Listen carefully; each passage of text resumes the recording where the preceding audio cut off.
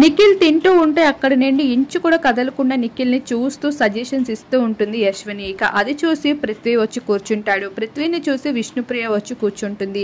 అలా వీరందరూ కూర్చొని మాట్లాడుకుంటూ ఉంటే ఇక నిఖిల్ అయితే యశ్విని కోసం చాలా బాగా మాట్లాడుతూ ఉంటాడు.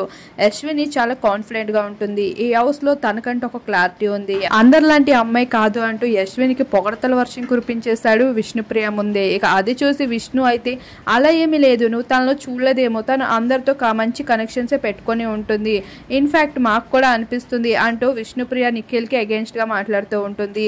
అలా ఏమీ అనుకోకు విష్ణుప్రియ, లైట్ తీసుకో, నిఖిల్ ఏమైనా పొగిడినా అంటూ చెప్పినప్పటికీ విష్ణు మాత్రం వాదిస్తూ కనిపిస్తూ ఉంటుంది నిఖిల్తో. ఇక నిఖిల్ అయితే తనైతే ప్రజెంట్ సోనియా వెళ్ళిపోయిందని బాధలో ఉండడంతో ఇక విష్ణుప్రియ ఏమన్నా ఓకేలే అన్నట్లు లైట్ తీసుకుంటూ ఉంటాడు. కానీ నిఖిల్ మాటలు చూస్తే యశ్వినికి నిఖిల్ అయితే చాలా ఇంప్రెస్ అయినట్లే కనిపిస్తూ ఉంది.